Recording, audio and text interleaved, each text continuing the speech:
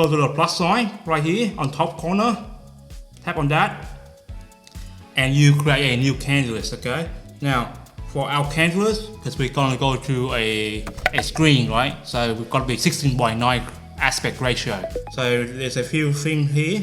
There's the 720p, so I'll probably do that. Because right now, the iPad and Procreate and Apple iOS, they limit the RAM that can be used.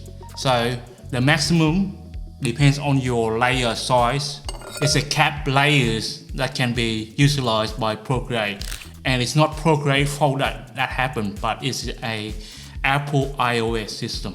They try to protect the MacBook Pro. So all the effort is in the MacBook Pro, not the iPad.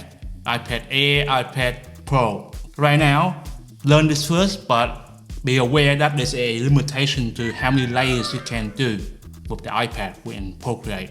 And that's determine your size, okay?